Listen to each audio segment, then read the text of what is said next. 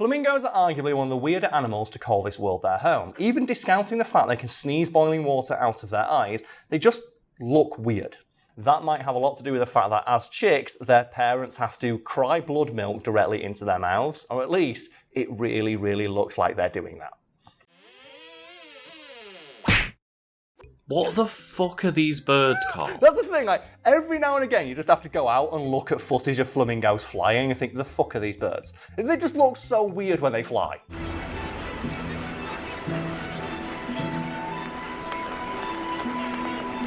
I think it was my girlfriend who said to me, if you really think about it, go back a couple hundred years before people were fully aware of what lived on this planet, and you described a unicorn to them.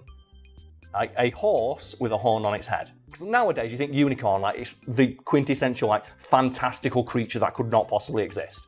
And then imagine describing a flamingo to them, a giant, bright pink bird that can drink boiling water by putting its head upside down.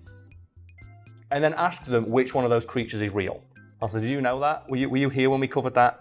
No, I was not. What the fuck? Oh, yeah. We did another Fact Fiend video on this, but flamingos can drink boiling salt water, and they have a gland in their head, I believe at the very top of their beak, that allows them to expel the salt out of it. So they can essentially just sneeze boiling salt water out of the thing that's next to their eyes. So it's just like they're firing salt water out their eyes that's boiling hot. And the thing I love about flamingos is the most common image people have of them is the bright pink. I believe the American greater flamingo, but they can actually be bright red as well. I believe the flamingos from other parts of the world, they're reddish, orange in colour, and their name, flamingo, comes from the Spanish word flamengo, which I believe means flaming, because they look like they're on fire. And there are theories out there that the idea of the phoenix, or the flaming bird of legend, may have been inspired by just flamingos migrating past areas they didn't normally go. To be fair, I have heard it's impossible to kill a flamingo. You can't, they're too fabulous. Lucas, how do you beat a flamingo? You can't kill style. As we all know, swag is forever, and flamingos have so much of it, so they are technically unkillable. And have you ever heard that story? I think it was a flamingo escaped from a zoo in America somewhere because they forgot to clip its wings. And just every now and again, it would turn up nearby in a lake with some ducks and then go away, and they called it Pink Floyd. It's just Pink Floyd the flamingo.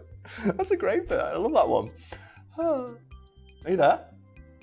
Yeah. Oh, okay. You just didn't react to Pink Floyd. Okay. I was just laughing. Oh, I was okay. chuckling Well, to myself. It did show up in my microphone. And there's another story as well. And here's the thing that really freaks me out about flamingos, besides the fact they're just massive and bright pink and can fly, is that they are one of the most long-lived of all birds, and there are confirmed reports of them living past 80 years of age.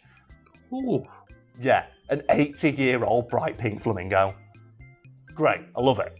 Now, Karl, we have to go back because you have to explain to me weird blood milk. Yes, so flamingos are one of the few animals on Earth producing something known as crop milk.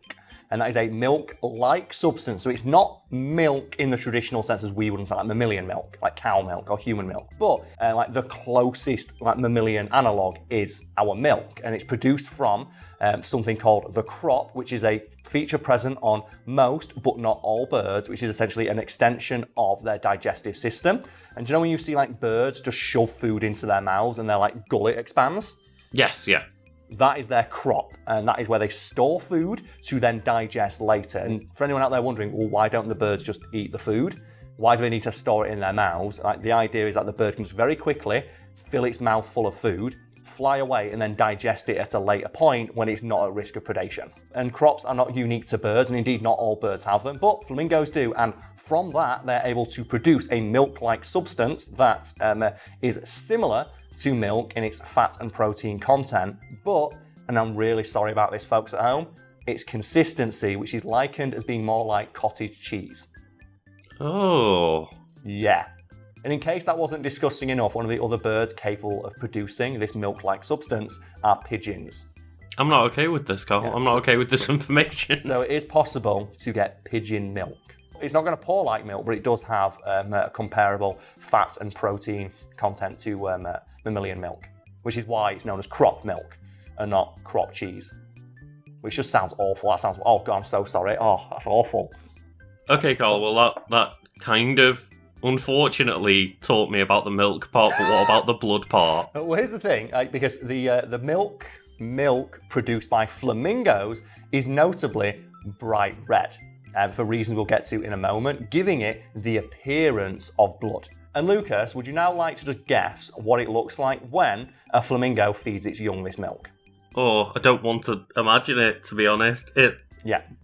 Just, the blood red milky cottage cheese coming out of the face, Yeah, directly into the mouth of its baby, but it makes it look like the flamingo is injured. And there are videos out there of, oh yeah, here's like a flamingo like feeding its young, but there's like two flamingos trying to do it. Because here's a fun fact as well, both male and female flamingos can produce this milk. There are videos out there of like baby flamingos feeding, and it looks like the parents are like pecking each other's head open and their babies are feeding on the inside. They're not, but it looks like that, and it's fucking awful.